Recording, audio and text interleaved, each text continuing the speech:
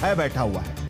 48 tourist destination बंद करने पड़े हैं क्योंकि वहां सुरक्षा का खतरा महसूस हो रहा है। जब तक ये दहशतगर्द पकड़े नहीं जाते, जम्मू कश्मीर में उनकी दहशत कायम रहेगी। ऐसे में सबसे बड़ा सवाल यही है कि 10 दिन हो गए, आखिर पहलगाम के वो पापी कहां हैं? क्योंकि मुंबई से लेकर पठानकोट तक, उरी से लेकर पुलवामा तक जिन दहशतगर्दों ने भारतीयों का खून बहाया, वो यही मिट्टी में मिल गए। लेकिन पहलगाम के दहशतगर्द अब भी जिंदा है। ये क्यों जिंदा है और कब तक जिंदा रहेंगे, इस सवाल के जवाब का इंतजार पूरे हिंदुस्तान को इस वक्त है। और इसी के जवाब की तलाश में आज के दंगल में हम चर्चा करेंगे। लेकिन सबसे पहले जरा ये रिपोर्ट देख लें। अल्लाहु अकबर, अल्लाहु अकबर।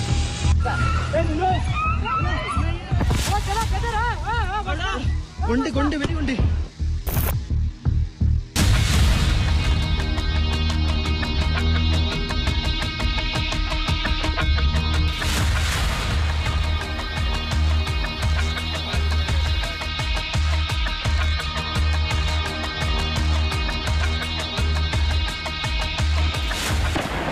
वो अप्रैल महीने की 22 तारीख थी। आज मई महीने की पहली तारीख है। 10 दिन हो गए पहलगाम के पापियों का कुछ पता नहीं चल पाया है। तमाम एजेंसियां लगी हुई हैं, 100 से ज्यादा लोगों से पूछताछ हुई है, 15 पकड़े गए हैं, कई घर जमींदोज कर दिए गए हैं। 250 घंटे से ज्यादा पहलगाम के जंगलों की तलाशी ली जा रही है। हेलीकॉप्टर लगे हैं, ड्रोन लगे हैं, पुलिस पेनिट्रेटिंग रडार लगे हैं, जंगल जंगल कॉम्बिंग चल रही है, लेकिन पहलगाम में नरसंहार करने वाले दहशतगर्द पकड़ में नहीं आ रहे हैं। तो बड़े सवाल खड़े होते हैं कि क्या ये आतंकवादी घने जंगलों की प्राकृतिक गुफाओं में छिपे हैं या इन आतंकवादियों की मदद घने जंगलों में रह रहे ओवरग्राउंड वर्कर कर रहे हैं। जांच एजेंसियां दोनों ही सूरत में आतंकवादियों को पकड़ने की जुगत में है। जंगलों में जांच का जो दायरा पहले 10 किलोमीटर में था, वो बहुत बड़ा कर लिया गया है और दूसरी बड़ी कार्रवाई ओवरग्राउंड वर्कर्स के जरिए आतंकियों के तार तलाशने की है। क्योंकि सूत्रों के मुताबिक जांच एजेंसियों को पता चला है कि OGW ने आतंकियों को घटनास्थल की पूरी लोकेशन समझाई और एग्जिट प्लान में उनका साथ दिया है। सूत्रों के मुताबिक जांच एजेंसियों को घटना के वक्त के 2 बार अल्ट्रा स्टेट के सिग्नल मिले हैं, जिसके द्वारा मोबाइल को कनेक्ट करके ऑडियो और वीडियो कॉल या फिर मोबाइल SMS होता है। इसमें किसी भी प्रकार के सिम कार्ड की जरूरत नहीं पड़ती है। एजेंसियां बैकलॉग डेटा, कॉल डिटेल और बैंक अकाउंट भी चेक कर रही हैं। OGW की धरपकड़ में जांच एजेंसियों ने पूरे जम्मू कश्मीर में हुर्रियत के कई गुटों और जमाते इस्लामी के समर्थकों के यहाँ छापेमारी भी की है। जम्मू कश्मीर में सुरक्षा एजेंसियों ने OGW को जीरो इन करने के लिए आम लोगों को इत्तेहादुल मुसलमीन और अवामी एक्शन कमेटी जैसे संगठनों से दूर रहने को कहा है, जिनके ऊपर देश विरोधी गतिविधियों के आरोप हैं और सबूत मिले हैं।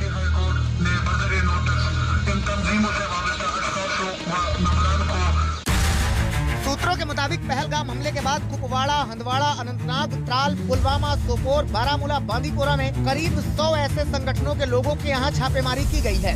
इन छापेमारी में बड़ी संख्या में देश विरोधी चीजें बरामद हुई हैं। ये संगठन प्रतिबंधित होने के बावजूद आतंकियों के लिए ओवरग्राउंड वर्करों का नेटवर्क तैयार करने में मदद की थी।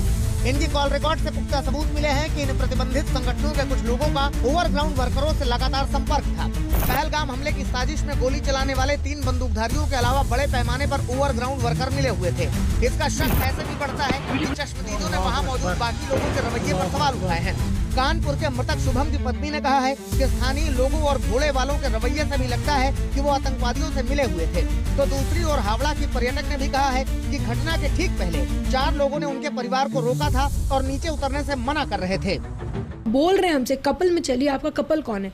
The person asked me, आपका कपल कौन है? आपके वो दोनों आपके मम्मी पापा हैं, वो अब साथ में। वो पूछता उसने प्रॉपरली हम लोगों से कि ये कपल साथ में चलिए आप लोग। तो क्या मतलब था? उन्हें पता था ना, उसको वेपन सप्लाई किए गए हैं। शायद वहाँ पे जो लोग वो सूट बेच रहे थे, शॉल बेच रहे थे, शायद उन्होंने सप्लाई किए होंगे। एक बंदा वहाँ पे अकेला भेड़ चढ़ा रहा था, पूरे इतनी बड़ी फील्ड में अकेला भेड़। कोई सेंस है इस बात का? घोड़े वालों उन्हें फोर्स कर रहे हैं कि नहीं आप चलिए ऊपर, बहुत सुंदर है ये वो। 10 मिनट उन्होंने इस बारे में सिर्फ बहस की है, जबकि मेरे फादर इन लॉ उनसे परमानेंट कह रहे थे कि अरे पैसे पूरे लो तुम, मुझे कोई दिक्कत नहीं है, पैसे पूरे लो, लेकिन हम ऊपर नहीं जाएंगे। जब निकलने लगे तो वो लोग थोड़ा सा 2 कदम आगे था, तो मैं और मेरी दीदी थोड़ा से पीछे थी। तो 4-5 आदमी हम लोगों को आके ऐसा पूरा घेर लिया। फिर बोले कि अरे आप लोग कहाँ जा रहे हो, अभी क्यों निकल रहे हो, अभी तो बहुत कुछ देखना बाकी है, आप लोग चाय पी के जाओ, मैगी खाओ। फिर वो लोग ना रास्ता छोड़ ही नहीं रहे थे। फिर ना मेरी दीदी थोड़ा डांट के उन लोगों को बोली कि अरे आप लोग जाने दो ना हमें, हम लोग नहीं खाना चाहते हैं, आप क्यों जोर कर रहे हो। इन चश्मदीदों के बयान से जो शक पैदा होता है, उसी लाइन पर जांच एजेंसियां आतंकवादियों के मददगारों तक पहुंचने की कोशिश कर रही हैं। एनआईए सूत्रों के मुताबिक पहलगाम आतंकी हमले में आतंकी फारूक अहमद का नाम सामने आया है, जिसके बनाए ओवरग्राउंड वर्करों के नेटवर्क ने पहलगाम आतंकी हमले को अंजाम दिया। फारूक लश्कर का टॉप कमांडर है और वो पाकिस्तान के कब्जे वाले कश्मीर में छिपा बैठा है। पिछले 2 सालों में इसी आतंकी के ओवरग्राउंड वर्कर नेटवर्क ने कई आतंकी हमलों को अंजाम दिया और सबसे प्रमुख पहलगाम आतंकी हमला है। पाकिस्तान के 3 सेक्टर से ये कश्मीर में घुसपैठ कराता है और इसके घाटी के पहाड़ी रास्तों की बहुत अच्छी जानकारी है। पिछले दिनों कुपवाड़ा के रहने वाले इस आतंकी का घर सुरक्षा बलों ने जमींदोज किया था, लेकिन बावजूद इसके अभी तक जांच एजेंसियों के हाथ कोई ऐसा पुख्ता सुराग नहीं मिला है जिसके जरिए आतंकवादियों तक पहुंचा जा सके। आशंका जताई जा रही है कि या तो आतंकियों के पास हफ्ते 2 हफ्ते का पूरा रसद मौजूद है या तो OGW उनकी मदद कर रहे हैं। पहलगाम से अरविंद ओझा के साथ जितेंद्र कुमार, दिल्ली, आज तक। पिछले 2 बड़े स्ट्राइक हुए थे, उसके बाद 11 और 12 दिन के भीतर भारत की तरफ से करारा जवाब दिया गया था। इस बार 10 दिन हो चुके हैं, लेकिन अब तक ये दहशतगर्द एनआईए की गिरफ्त में या सुरक्षा एजेंसियों की गिरफ्त में नहीं आ पाए। लेकिन उसके साथ साथ नया मामला सामने आ रहा है कि क्या ओवरग्राउंड वर्कर्स यानी कुछ लोकल सपोर्ट इन दहशतगर्दों को है क्या, और इन सारे मुद्दों पर हम चर्चा करेंगे। हमारे साथ में के शर्मा, भारतीय जनता पार्टी के प्रवक्ता, जुड़ रहे हैं। सुरेंद्र राजपूत कांग्रेस की तरफ से अपनी भूमिका रखेंगे। Salman Nizami, chief spokesperson, Democratic Progressive Azad Party Kashmir से इस चर्चा में शामिल होंगे। इनके सूद, पूर्व रॉ अधिकारी भी इस चर्चा में शामिल होंगे और उसके साथ साथ एनालिस्ट आशुतोष भी इस चर्चा में शामिल होंगे। चर्चा शुरू करने के पहले एक बड़ी खबर इस वक्त पहलगाम हमले के मामले में हमारे पास आ रही है कि इस हमले में साजिश के सुराग तलाशने में एनआईए जुट चुकी है और एनआईए के पास के डीजी इस समय कश्मीर में इस वक्त मौजूद है और उन्होंने बैसरन घाटी का दौरा किया है। श्रीनगर में अन्य केंद्रीय राज्य एजेंसियों से मीटिंग भी की है। इस बर्बर हमले को अंजाम देने वालों की भी तलाश तेज कर दी गई है। एनआईए के डीजी इस वक्त कश्मीर में मौजूद है। पिछले कई घंटों से अलग अलग लोगों से बातचीत उनकी हो रही है। अरविंद ओझा इस वक्त पहलगाम से हमारे साथ में मौजूद है। अरविंद, बार बार ये खबर अब आ रही है कि लोकल सपोर्ट शायद इन आतंकियों को मिला हुआ हो सकता है। इतने दिन तक उनका छुपा रहना काफी मुश्किल नजर आ रहा है। क्या जानकारी एनआईए को मिल पा रही है? देखिए साहिल, आपने बिल्कुल सही कहा। ओवरग्राउंड ग्राउंड वर्कर वो 3 आतंकी, तीनों पाकिस्तानी आतंकी थे। अब ये पिक्चर क्लियर हो चुकी है और उन्होंने ही जो 22 अप्रैल को किलिंग को अंजाम दिया। लेकिन एक ओवरग्राउंड वर्कर साथ में था जो लोकेशन से लेकर तमाम चीज़ें, जानकारी और स्कैप रूट, जो सबसे इम्पोर्टेंट था कि जो आतंकी वारदात को अंजाम देना है उसके बाद स्कैप रूट क्या होगा, उसके बारे में ओवरग्राउंड वर्कर को जानकारी थी और उसी की तलाश एनआईए की टीम कर रही है। बड़ी बात यह है कि एनआईए के डीजी खुद पहलगाम में मौजूद है, पहलगाम में आए और उससे बड़ी बात है कि वो खुद पहाड़ी के रास्ते बैरसन घाटी गए जहां पर आतंकी वारदात को अंजाम दिया। एनआईए ने अब तक जो जांच की है उसमें कई अहम सुराग हाथ लगे, जिसमें सबसे चौंकाने वाली बात यह है कि जो आतंकी थे वो अल्ट्रा स्टेट कम्युनिकेशन सिस्टम का इस्तेमाल कर रहे थे। अमूमन आर्मी के लोग इस तरह के एक सिस्टम का इस्तेमाल करते हैं, कम्युनिकेशन सिस्टम का, और ये इस्तेमाल करने का मकसद ये था कि जो इंडियन एजेंसी है वो बातचीत नहीं पकड़ सके।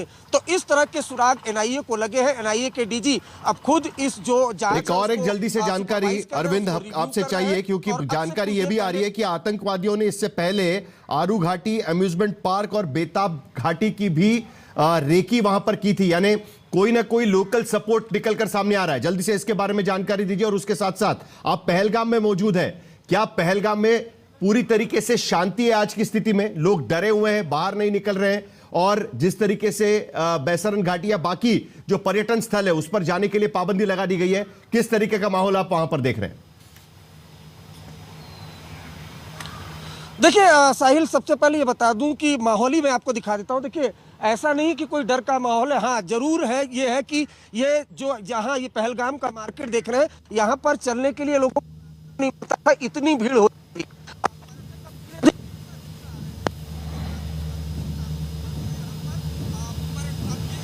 आपकी आवाज कट रही है, आपकी आवाज साफ नहीं आ पा रही है अरविंद। उम्मीद करते हैं कि ये आतंकी जल्द पकड़े जाएंगे। एनआईए के डीजी इस वक्त पहलगाम पहुंच चुके हैं, वहां पर भी जांच चल ही रही है। लेकिन एक और बड़ी खबर इस वक्त इस बीच हमारे पास आ रही है कि रक्षा मंत्री राजनाथ सिंह ने अमेरिकी डिफेंस सेक्रेटरी से बातचीत की है। राजनाथ सिंह ने अमेरिकी रक्षा मंत्री से फोन पर बातचीत की है। पहलगाम हमले को लेकर जिस तरीके से तनाव बना हुआ है, इस बीच राजनाथ सिंह ने भी उनसे बातचीत की है। जितेंद्र बहादुर सिंह इस वक्त हमारे साथ मौजूद होने वाले थे, लेकिन जानकारी सिर्फ इतनी इस वक्त हमारे पास कि राजनाथ सिंह अमेरिकी डिफेंस सेक्रेटरी से उन्होंने बातचीत की है। इससे पहले भी भारत की तरफ से भारत में मौजूद अलग अलग देशों के राजनयिकों को जानकारी दी गई थी। कैबिनेट कमेटी ऑन सिक्योरिटी के बैठक के बाद इस तरीके की जानकारी अलग अलग राजनयिकों को दी गई। पहलगाम के आतंकी हमले को लेकर जो जांच चल रही है उसकी भी जानकारी दी गई थी। और अब अमेरिकी डिफेंस सेक्रेटरी से बातचीत। तो आज का सवाल, पहलगाम के आतंकवादी पकड़े क्यों नहीं जा रहे? क्या आतंकियों की मदद स्थानीय कर रहे हैं? क्या जम्मू कश्मीर में अब भी सुरक्षा को खतरा है? ये तीन सवाल आज की स्थिति में यहां पर नजर आ रहे हैं। डीजी वहां पर पहुंच चुके हैं, हमारे साथ में तमाम मेहमान जुड़े हुए हैं। एक बार फिर आपको सवाल बता दें कि पहलगाम के आतंकी पकड़े क्यों नहीं जा रहे हैं? क्या आतंकियों की मदद स्थानीय लोगों के द्वारा की जा रही है? और क्या जम्मू कश्मीर में अब भी सुरक्षा को खतरा है? कुछ ही दिन पहले यह कहा गया था कि जम्मू कश्मीर में पर्यटक आ सकते हैं, लेकिन पहलगाम हमले के बाद क्या अब भी सुरक्षा को खतरा यहां पर मौजूद नजर आ रहा है? इन सारे मुद्दों पर हम चर्चा करेंगे। हमारे साथ में तमाम मेहमान जुड़ चुके हैं। शुरुआत करते हैं के शर्मा जी से। आपको याद होगा शर्मा जी की कुछ दिन पहले परसों ही कैबिनेट कमेटी ऑन सिक्योरिटी की बैठक हुई थी और उसके बाद प्रधानमंत्री ने साफ कह दिया था कि तीनों दलों के जो प्रमुख है उनको कह दिया था कि आप तय करें कि क्या करना है, किस तरीके से करना है। लेकिन उसके साथ साथ उन्होंने यह भी कहा था कि आप पहचानो, ढूंढ निकालो और उस हर टेररिस्ट को सजा दो कि जो इसमें शामिल है। आज 10 दिन बीत चुके हैं, क्या जानकारी दे पाएंगे? साहिल जी, ऐसा है, मुझे लगता है कि हमारे देश की जो सुरक्षा एजेंसियां हैं, जो पुलिस है जम्मू कश्मीर की और जो सेना है, उस पर जो है भरोसा करना चाहिए।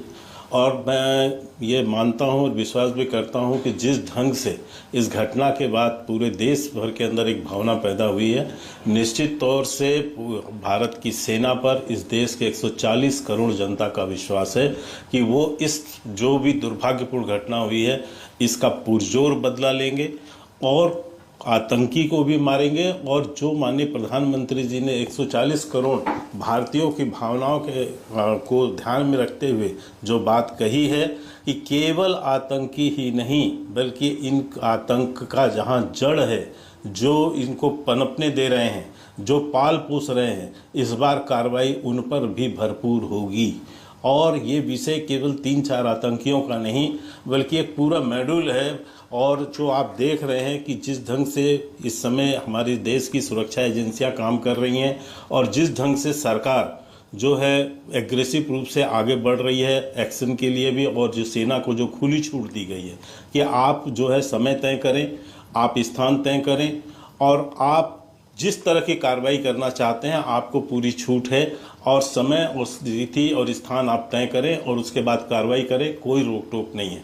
किसी भी तरह से इसका बदला भी लिया जाएगा और वो जो आतंकी गतिविधियों को जो प्रश्रय दे रहे हैं उन पर भरपूर कार्रवाई की जाएगी, अल्टीमेट कार्रवाई की जाएगी। तो मैं पुनः ये कहना चाहता हूँ कि हमें अपने एजेंसियों पर, अपने सैन्य पर, उस पर पूरा विश्वास रखना चाहिए। सैकड़ों लोगों को वहाँ गिरफ्तार भी किया गया है।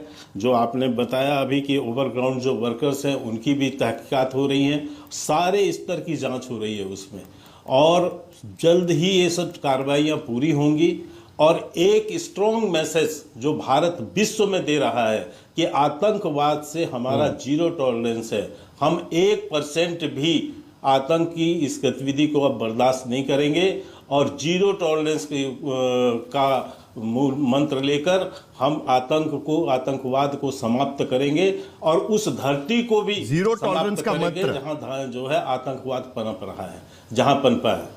और जीरो टॉलरेंस का मंत्र, इससे पहले 2 बार इस तरीके से सीधा अटैक पूरी। और जी शर्मा जी, आपकी बात खत्म करिए, मुझे विपक्ष के पास भी जाना है। जी, जहां तक पर्यटकों का बात आपने किया, मैं पर्यटकों के संदर्भ में भी कहूं कि देखिए, बहुत से रिपोर्ट्स मीडिया में ही आई हैं।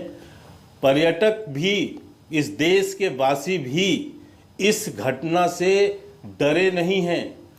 बड़ी संख्या में पर्यटकों का जाना अभी भी जम्मू कश्मीर में जारी है। ये दिखाता है भारत की भावना को, भारतीयों की भावना को दिखाता है।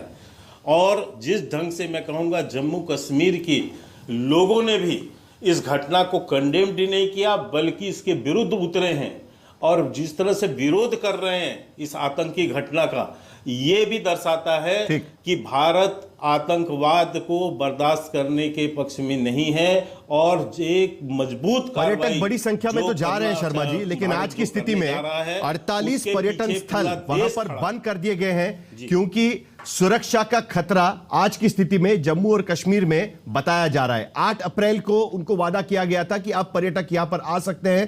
हमने क्रशिंग डिफीट एक तरीके से दे दी है टेररिस्ट को, लेकिन उसके बाद पहलगाम में इस तरीके का हमला होता है। आज 48 पर्यटन स्थल पर्यटकों के लिए बंद कर दिए गए। सुरेंद्र राजपूत हमारे साथ जुड़े हुए हैं। आपने सुना, सरकार की तरफ से कहा गया है कि 0 टॉलरेंस होगा और उस दिशा में काम किया जा रहा है।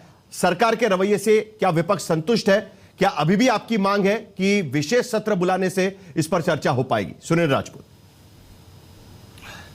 3-4 चीजें हैं साहिल भाई। हम देश की सेना के साथ, देश की सरकार के साथ और देश की पूरी हुकूमत के साथ शाना बशाना कंधे से कंधा मिलाकर के खड़े हुए हैं। आतंक के ऊपर, आतंकवादियों के ऊपर, आतंकवादियों के आकाओं के ऊपर और पाकिस्तान के ऊपर, इन सब के ऊपर निर्णायक प्रहार हो। पूरा देश भारत सरकार के साथ में है। पूरा देश नरेंद्र मोदी जी की तरफ टकटकी लगा के देख रहा है कि आप निर्णायक रूप से बात कीजिए और जो भी निर्णय कठोर कदम हो वो उठाइए। हम सब आपके साथ हैं, बगैर किसी इफ बट के, किसी भी तरीके का कोई किंतु परंतु नहीं है। हम आपसे कुछ सवाल जरूर रखना चाहते हैं। हम आपसे सहयोगात्मक रवैया रख रहे हैं। इसमें हमारा बड़ा स्पष्ट है कि आप एक संसद का सत्र बुलाइए।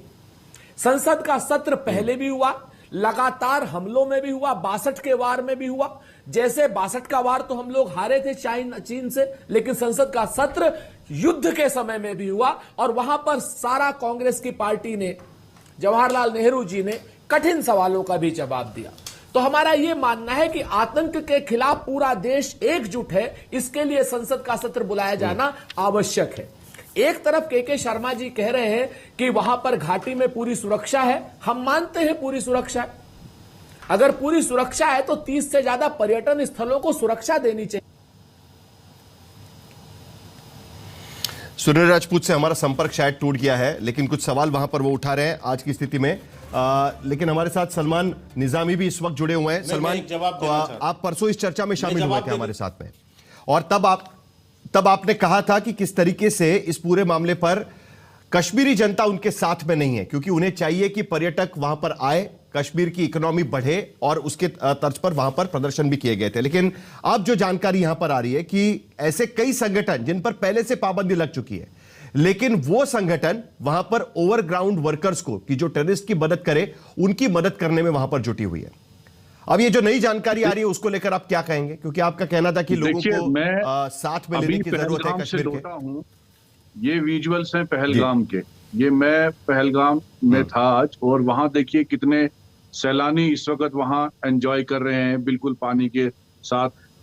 तो कहने का मकसद ये है कि जम्मू कश्मीर में आतंकवादी हमले बहुत बार हुए और हमने उसका मुकाबला किया। आज भी मैं वहां था पहलगाम में, थोड़ा डर का माहौल था, लेकिन फिर भी सैलानी वहां मौजूद थे और उन्होंने ये बहुत अच्छी बात की जो उनके मुंह से मुझे सुनने को मिली। उन्होंने कहा कि अगर हम यहाँ आना छोड़ देंगे, एक तरफ से तो हम पाकिस्तान को तो एक मौका दे देंगे कि भाई कश्मीर हमारा है ही नहीं, आ जाइए आप कब्जा करिए।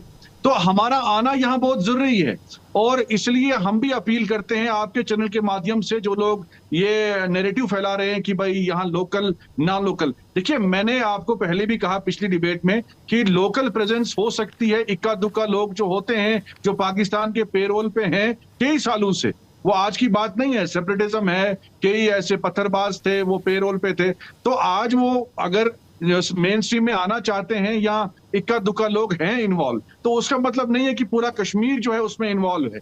आज जो वहां के लोकल थे उन्होंने कहा कि हम हिंदुस्तान के साथ जुड़ना चाहते हैं, हम हिंदुस्तान के साथ जो है खुश हैं। और जो चेंज दिखा है कश्मीर में कुछ सालों से, मैं तो हर बार ये कहता हूं कि बदलाव मुझे दिखा, क्योंकि पहले पत्थरबाजी होती थी, आतंकवादी हमले होते थे और लोकल लोग जो हैं वो उनके समर्थन में बाहर निकलते थे। आज जो है आतंकवाद के खिलाफ जो है लोग बाहर निकले हैं, लोग अमन चाहते हैं, लेकिन उसके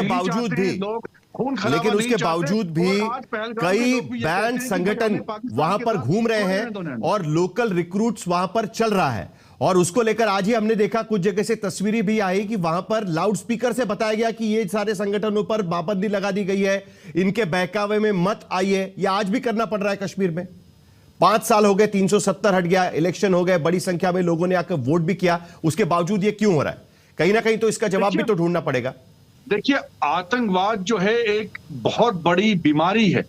इसका इलाज जो है कई सालों से चल रहा है और कुछ सालों में इसका सही इलाज हुआ है, क्योंकि ना स्टोन पेल्टिंग हमने देखी और ना इतने आतंकवादी हमले देखे जो पहले होते थे। पहले तो एक दिन में 4-4 आतंकवादी हमले होते थे। लेकिन अब जो कश्मीर में तब्दीली हमें दिखी, जो चेंज हमें दिखी कि जिस तरीके से लोग जो है वो विकास चाहते हैं, लोग अमन चाहते हैं। और मैंने पहले भी कहा आपको कि इक्का दुक्का लोग हैं जो पाकिस्तान के पेरोल पे जो है पलते हैं कई सालों से, उनको भी खत्म करने की जरूरत है। लेकिन पूरे कश्मीर को बदनाम करना, कश्मीर को नजर उसमें देखना कि भाई ये लोग इन्वॉल्व, कश्मीरी आज जो है अपनी जान पे खेल के उन हिंदू यात्रियों को बचाने का काम उन्होंने किया। आज जो कश्मीरी वहां इस वक्त है, मैं वहां खुद गया और मैंने उन लोगों को कहा कि आपको घबराने की जरूरत नहीं है, हम आपके साथ हैं। अगर आपको किसी भी चीज की जरूरत है तो कश्मीर बदलाव चाहता है। कश्मीरी मुसलमान जो है उसके अंदर कश्मीरियत है, इंसानियत है। वो पत्थरबाजी रुक गई है। सुनील राजपूत हमारे साथ दोबारा जुड़ गए हैं। सुनील राजपूत, आपकी बात खत्म करिएगा, लेकिन जानकारी के लिए अभी भी जिस तरीके से जानकारी मिल रही है उसके मुताबिक कुपवाड़ा, हंदवाड़ा, अनंतनाग, त्राल, पुलवामा, सोपोर, बारामुल्ला, बांदीपोरा में 100 ऐसे लोग हैं कि जो इस तरीके के संगठनों से जुड़े हुए पाए गए और उनको हिरासत में लिया गया छापेमारी के बाद में। सुनील राजपूत, आपकी बात खत्म करिए। देखिए, जो इंटेलिजेंस के इनपुट्स आ रहे हैं और इंटेलिजेंस की जो रिपोर्ट्स आ रही है, लगभग 117 लोग वहां पर, लोग बताते हैं कि 117 लोगों के आसपास विदेशी लोग वहां पर सक्रिय हैं। मैं आपसे कई चीजें कह रहा हूं, ये सब काम इंटेलिजेंस यूनिट्स के हैं, सरकार के हैं, और हमें सरकार के हर कदम पर भरोसा है। हम इस सरकार को या सेना को किसी भी तरीके की कोई बात नहीं करना चाहते। हां, हम राजनीतिक नेतृत्व से जरूर चाहते हैं कुछ चीजें। हम चाहते हैं राजनीतिक नेतृत्व दिल्ली से लेकर के श्रीनगर तक ट्रांसपेरेंसी हो। दिल्ली, कश्मीर ने अपना जवाब दे दिया आतंकवाद को, कश्मीरियों ने अपना जवाब दे दिया आतंकवाद को, कश्मीरियों ने बता दिया कि हमें हिंदू मुसलमान नहीं करें, हमें यात्री चाहिए। और सरकार कह रही है कि वहां ज्यादा से ज्यादा टूरिस्ट जाए। तो एक तरफ सरकार कह रही है ज्यादा से ज्यादा साहिल भाई टूरिस्ट जाए, और दूसरी तरफ सरकार कहती है कि हम 30 बड़े पर्यटक स्थलों को बंद कर देते हैं। तो टूरिस्ट वहां क्या घुइयां छीलने जाएगा? क्या करने जाएगा टूरिस्ट वहां? या तो आपको चाहिए कि 30 के 30 या 40 जो भी टूरिस्ट पर्यटन स्थल है उन जगहों पे ज्यादा से ज्यादा सिक्योरिटी दीजिए आप, उनको जो टूरिस्टों को कुछ अच्छी और फैसिलिटीज दीजिए आप। लेकिन कर क्या रही है सरकार केंद्र की कि नहीं साहब, हम यहां पर सुरक्षा नहीं दे सकते। तो आप ये दोनों चीजें एक साथ नहीं चलती, आग और पानी एक साथ नहीं चल सकता। आप आतंकवादियों को नेस्त नाबूद कीजिए, कश्मीरियों की सुरक्षा कीजिए, कश्मीरी पर्यटकों की सुरक्षा कीजिए। यह जिम्मेवारी है आपकी। और कश्मीरी पर्यटकों की सुरक्षा करने में और कश्मीरी पर्यटन की सुरक्षा करने में और उनके पर्यटन स्थल की अगर आप सुरक्षा कर पाएंगे तो पूरा देश कुलकर्णी की तरीके से, जो एक मुंबई के एक बहुत बड़े एक्टर हैं, अभी पहलगांव पहुंचे हुए हैं, वो पहुंच जाएंगे, अजीत अंजुम पहुंच जाएंगे, हम पहुंच जाएंगे, आप पहुंच जाएंगे। लेकिन हम जाएंगे तो ये बात करके जाएंगे ना कि हां साहब, पर्यटन स्थलों की सुरक्षा सरकार कर रही है। लेकिन यहां पर जो सरकार कहती है वो कंट्राडिक्टरी बात कह रही है। दिल्ली में कुछ और कह रही है और कश्मीर में कॉन्ट्राडिक्शन चल रहा है। तो हम आपसे के शर्मा जी, जल्दी से आपका जवाब, उसके बाद मुझे जरा एनके सूद साहब के पास जाना है, क्योंकि ये मामला थोड़ा सा गंभीर है। जिस तरीके से मामला आज की स्थिति में बना हुआ है तो उनसे भी कुछ जानकारी हमें लेनी है। लेकिन के शर्मा जी, जल्दी से आपका जवाब। नहीं, मुझे आश्चर्य है, कांग्रेस पार्टी जो दोहरा चरित्र दिखाती है, एक तरफ तो कह रही है कि हम सरकार के साथ हैं, दूसरे जो सरकार जो वहाँ पर आप समझ सकते हैं साहिल भाई कि जम्मू कश्मीर जो है वो सीमावर्ती राज्य है, सीमा पर युद्ध सा माहौल है, बहुत से पर्यटन स्थल एकदम सीमा से जुड़े हुए हैं, बाकी को नहीं, लेकिन जो सीमा से जुड़े हुए हैं उन क्षेत्रों पर वहाँ की राज्य सरकार की अनुशंसा पर वहाँ रोक है। बाकी तो श्रीनगर से लेके तमाम क्षेत्र वहाँ पर्यटन के खुले और बड़ी मात्रा में वहाँ यात्री भी जा रहे हैं। अभी अभी आपने इन्होंने सलमान जी ने बताया कि वहाँ पहलगांव में अभी भी यात्री हैं, वहाँ कोई रोक नहीं है। लेकिन जब युद्ध का माहौल हो और एक जो है सीज फायर खत्म है और वहाँ गोलियां भी चल रही हैं, तो वहाँ पर क्या जान माल की रक्षा करना, पर्यटकों की रक्षा करना ये जिम्मेदारी नहीं है। आज यदि एक भी और घटना होती है, कुछ होती है, तो ये तो यहाँ चिल्लाने लगेंगे।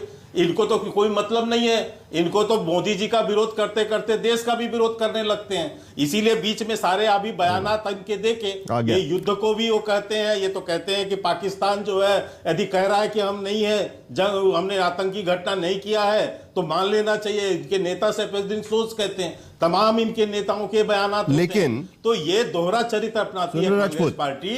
20 सेकंड में जवाब दीजिएगा क्योंकि सूद साहब इंतजार कर रहे हैं। केवल पॉलिटिक्स से लेना देना है इनको, किसी भी सिर्फ पॉलिटिक्स कर रहे हैं आप आज की स्थिति में, कोई लेना देना नहीं है। स्थिति थोड़ी गंभीर है सुनील राजपूत, एक बात जो आरोप आप पर लगता है बार-बार। जल्दी से 20 सेकंड में जवाब, क्योंकि सूद साहब भी इंतजार कर रहे हैं। सत्र की बात है तो मैं बिल्कुल जिम्मेवारी से कहता हूं, तो। जो के शर्मा जी बिना वजह के राजनीति इसमें घुसेड़ लिए। हम राजनीति नहीं करना चाहते थे, राजनीति अगर हम करेंगे तो नरेंद्र मोदी जी के ऊपर तमाम आरोप है, लोकतंत्र की रक्षा नहीं कर रहे हैं, नरेंद्र मोदी जी सर्वदलीय बैठक में नहीं जाते हैं, नरेंद्र मोदी जी क्या नाम, तमाम तरीके की बातें हम करना नहीं चाहते। हम आपसे ये कह रहे सीमा से जुड़े हुए कौन से पर्यटन स्थल है? क्या पहलगांव का बायसरण पर्यटन स्थल सीमा से जुड़ा हुआ है? 120 किलोमीटर है वहां से, उस पर रोक लगी है। मैं उरू का पर्यटन स्थल सीमा से कितना दूर है, उस पर रोक लगी हुई है। आप इधर उधर की बात मत कीजिए, अपनी कमियों को मत छुपाइए। एक तरफ कहते हैं कि पर्यटन होना चाहिए, सीमा पर कौन जाना चाहता है? सीमा पर कोई नहीं जाना चाहता। और सीमा पर सेना हमारी टेररिस्ट वहां पर घूम रहे हैं, क्योंकि जिन्होंने हमला किया, बैसरन में जिन्होंने हमला किया, वो अभी भी सुरक्षा एजेंसियों के गिरफ्त में नहीं है। जाहिर सी बात है कि उसके वजह से पर्यटकों में डर का माहौल साफ नजर आता है। ऐसा नहीं है सूद साहब की एक लंबी फहरिस्त है कि जम्मू कश्मीर में लगातार इस तरीके के टेरर अटैक्स होते आए हैं, लेकिन जिस तरीके से यह अटैक हुआ है, बर्बरता से जिस तरीके से अटैक हुआ और जिस तरीके से जानकारी अब मिल रही है कि बैंड ऑर्गेनाइजेशन पिछले कई महीनों से वहां पर लोकल रिक्रूट्स लेने का काम कर रही थी, ओवरग्राउंड वर्कर्स को इकट्ठा करने का काम कर रही थी। कहीं सुरक्षा एजेंसियां शिथिल हो गई, गुप्तचर एजेंसियां शिथिल हो गई वहां पर, जिसके वजह से आज यह पता चल पा रहा है कि ओवरग्राउंड सपोर्ट मिल रहा है, क्योंकि उसके बिना यहां तक पहुंच नहीं पाते और उसके बिना इतने दिन तक छुप भी नहीं पाते। क्या लगता है? देखिए, मुझे बताइए कि हर एक टाइम सुरक्षा एजेंसियों पे या इंटेलिजेंस एजेंसियों पे क्यों क्वेश्चन उठते हैं? क्या जो कश्मीर में पीस आई है इसमें इनका हाथ नहीं है? क्या इनका सेक्रीफाइस नहीं है? इनका कंट्रीब्यूशन नहीं है? कांग्रेस के टाइम में क्या होता था? पूरे इंडिया में आतंकवाद चलता था और आज यहाँ पे जो आतंकवाद कम होकर के श्रीनगर के अंदर आ गया, फिर उसको भी कंट्रोल कर लिया गया। एक इंसिडेंट हो गई, उसके ऊपर आपने सुरक्षा एजेंसियों पे क्वेश्चन उठाने शुरू कर दिया, हमारे जो सुरक्षा बल है उन पे क्वेश्चन उठाने शुरू कर दिया। अब गवर्नमेंट ने एक डिसीजन लिया, देखिए हर एक आदमी की सुरक्षा नहीं हो सकती। ये जो ऑपरेशन किया गया हाई लेवल ऑपरेशन था, जिसके अंदर डायरेक्टली पाकिस्तान के आर्मी चीफ इन्वॉल्व थे, SHE के कमांडोस आए थे। देखिए, किसी बंद कमरे में बैठ के आपने एक प्लान कर लिया, एक ऑपरेशन कर लिया और ऐसा हरकत करके पाकिस्तान खुद फस्त हो गया, बर्बाद हो गया। लेकिन क्वेश्चन किस पे उठ रहा है? हमारी एजेंसीज पे। अगर सुरक्षा के लिहाज से कुछ पर्यटन स्थलों को बंद कर दिया गया तो इसमें क्या बुराई है? सिलेक्टेड लोग जगह पे लोग जाएं। और देखिए, ये बेसिकली देखिए, एक बात बताओ कि सबसे अच्छी जो बात की है वो की है सलमान साहब ने, सबसे अच्छी बात की है।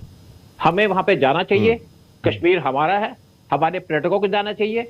गवर्नमेंट काम कर रही है, एजेंसीज काम कर रही हैं और इस पे काम किया जाएगा। और एक देखिए, अभी एक BRDO की स्टेटमेंट आई कि हमको 100 और ज्यादा यहाँ पे सैटेलाइट निकालने पड़ेंगे ताकि हम पूरे बॉर्डर पे वाच रख सके। देखिए, बॉर्डर पे वाच रखना आसान काम नहीं है। कोई ये तो है नहीं कि रॉक आदमी जंगल में बैठा है, आर्मी का आदमी जंगल में बैठा है या IB का जंगल के अंदर बैठा है, ये पॉसिबल नहीं होता। हमारे तरीके हैं काम करने के, लेकिन कोई बात नहीं, एक इंसिडेंट हो गई, बड़ा दुख है जिसका सबको, और इसीलिए आज पूरा ऑपरेशन किया जा रहा है। पाकिस्तान को सिर्फ ये तब तक होता रहेगा जब सांप को मारा नहीं जाएगा। 2 मुआ सांप है, हमने इसका कत्ल कर दिया, 2 टुकड़े कर दिए, फिर 2 जगह सांप खड़ा हो गया।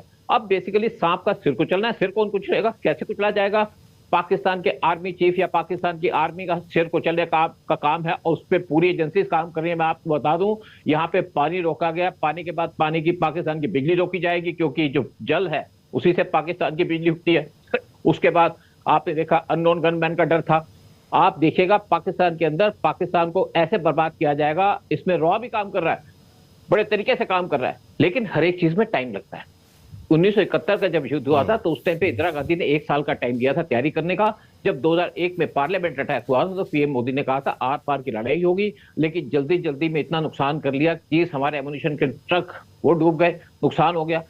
काम कर रही है, पकड़े भी जाएंगे, कोई बात नहीं, लेकिन जो मेन आतंकी है वो आतंकवाद बड़ा पेचीदा मसला है और उस पर चुटकी में कोई सॉल्यूशन तो नहीं मिलता है।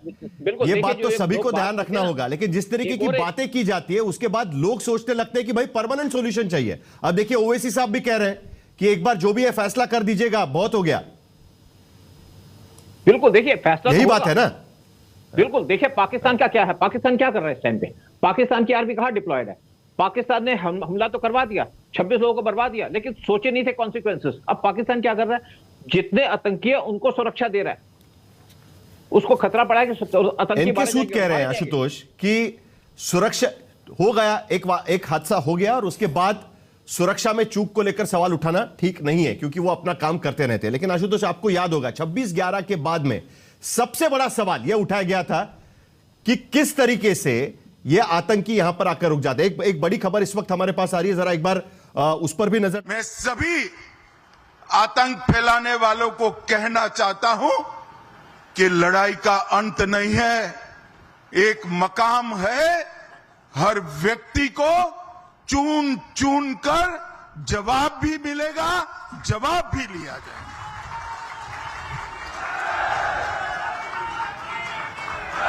नरेंद्र मोदी जी के नेतृत्व में चाहे उत्तर पूर्व हो, चाहे वामपंथी उग्रवाद का क्षेत्र हो, चाहे कश्मीर पर पड़ी आतंकवाद की छाया हो, हर चीज का मजबूती के साथ हमने जवाब दिया है। और अगर कोई एक कायराना हमला कर ये समझता है कि हमारी बड़ी जीत है, तो एक बात मन से समझ लीजिए, ये नरेंद्र मोदी सरकार है, किसी को बख्शा नहीं जाएगा, किसी को बख्शा नहीं जाएगा। इस देश की इंच इंच भूमि पर से आतंकवाद को मूल समेत उखाड़ने का हमारा संकल्प है और वो सिद्ध होकर रहेगा। और इस लड़ाई में न केवल 140 करोड़ भारतीय, पूरी दुनिया भारत के साथ खड़ी है। लामबंद होकर सभी दुनिया के देश एक मुश्त होकर आतंकवाद के खिलाफ ये लड़ाई में भारत की जनता के साथ खड़े हैं।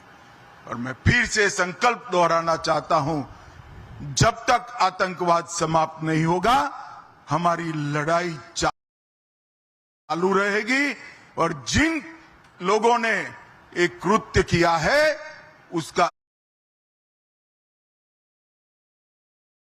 उचित दंड उनको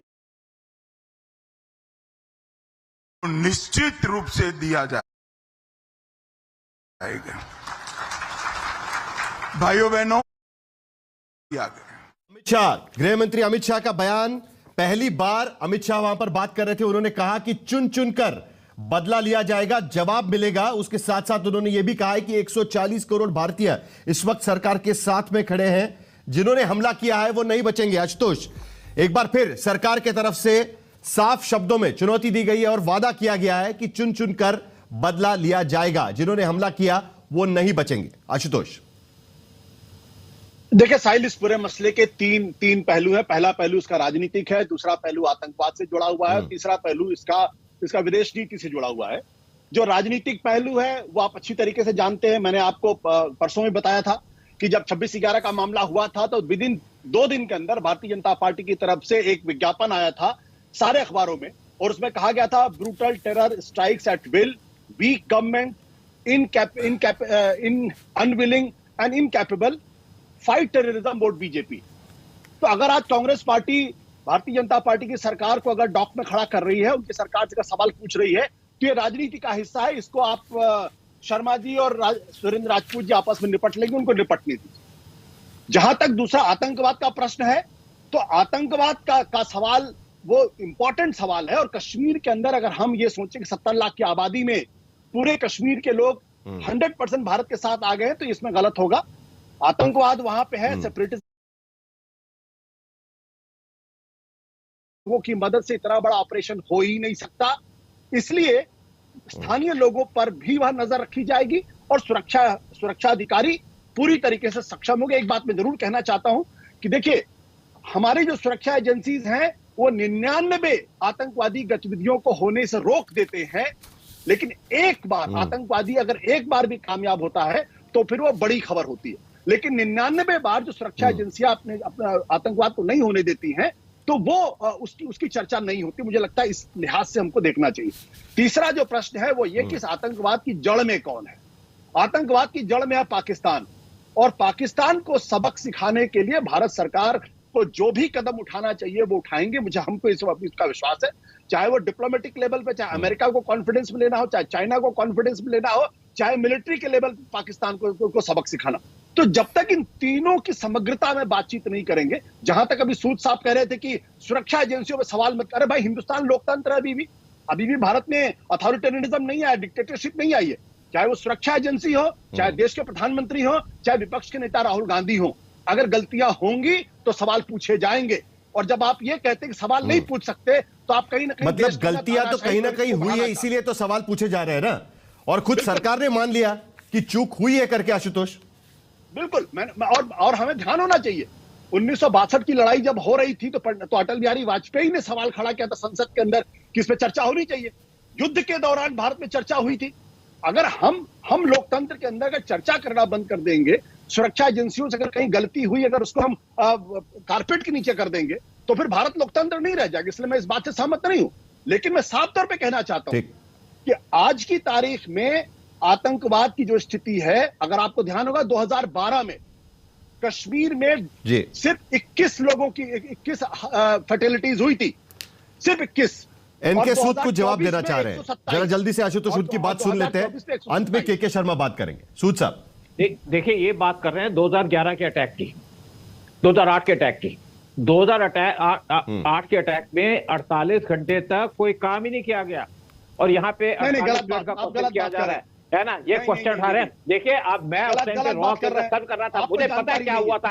आज तो सोचिए, आप मेरे नीचे बंद बोलिएगा, चिल्लाना नहीं है, चिल्लाना नहीं है। देखिए, बातचीत कर रहे हैं हम लोग यहाँ पर। चलिए, समय खत्म हो रहा है। शर्मा जी, 30 सेकंड में आपका जवाब। जो आशुतोष ने सवाल उठाया कि क्या अब सरकार एक सदन बुलाएगी, सेशन बुलाएगी, विशेष सेशन बुला के उस पर बातचीत होगी? जल्दी से शर्मा जी, आखिर में। नहीं, मैं देखिए, उस पे इन्होंने पत्र लिखा है, सरकार उस पे विचार कर रही है। लेकिन आज हमारी जो है प्राथमिकता क्या है साहिल जी? आज हमें सीमा से पाकिस्तान को जवाब देना है। हम पाकिस्तान को जवाब देने के लिए इस समय हैं, और इनको हम जवाब बिल्कुल देंगे, सदन के अंदर भी देंगे, चर्चा भी करेंगे। लेकिन जो प्रश्न उठा रहे हैं, मैं उनसे जरा पूछना चाहता हूं, जब मुंबई हमला हुआ और 209 लोग मारे गए, इन्होंने सदन बुलाया था उस समय? जब यहां पर इसी मुंबई के अंदर जब 26/11 हुआ, 187 लोग मारे गए, सदन बुलाया था उस समय? ये चीन की युद्ध की जो है, उस समय युद्ध चल रहा था चीन का। चलिए, मेरा समय खत्म हुआ है शर्मा जी, लेकिन लोग उम्मीद यही कर रहे हैं। आज गृह मंत्री अमित शाह भी सामने आए और उन्होंने साफ शब्दों में कह दिया कि चुन चुनकर हम जिन आतंकियों ने यह काम किया है उनको सजा देंगे, उनको बख्शा नहीं जाएगा। लेकिन उसके साथ साथ इस बात का भी इंतजार है कि आखिरकार ये हमला कैसे हुआ, उसकी भी जांच हो। इससे पहले भी हमने देखा था कि पुराने आतंकी हमलों पर अगर हम लोग का नजर डालें तो 2016 और 18 तक उरी मामले में एनआईए की जांच हुई थी। पाकिस्तान का हाथ होने के सबूत पूरी तरीके से मिले थे। पाकिस्तान ने जांच में सहयोग नहीं किया था और अभी तक एनआईए की जांच चल रही है। पठानकोट के एयरबेस पर जब हमला किया था, उसके बाद 2016 में भारत पाकिस्तान की साझा जांच शुरू हुई थी। पाकिस्तान ने एनआईए के दौरे को मंजूरी नहीं दी थी और मसूद अजहर समेत 4 आरोपियों पर चार्जशीट भी फाइल की गई थी। पुलवामा आतंकी हमले के बाद भी यही हुआ था। 2019 में एनआईए ने जांच शुरू की। 2020 में 13,000 पन्नों की चार्जशीट फाइल की गई और यहां पर भी मसूद अजहर समेत 18 आरोपी यहां पर चार्जशीट पे बताए गए थे और अब एनआईए एक बार फिर जांच यहां पर कर रही है। उम्मीद है कि ये आतंकी जल्द ही पकड़े जाएंगे और जो वादा किया जा रहा है सरकार की तरफ से कि हम जल्द ही जवाब देंगे, उस जवाब का भी आवाम को इंतजार रहेगा। फिलहाल आज तक पर हम लेंगे छोटा सा ब्रेक के बाद देखेंगे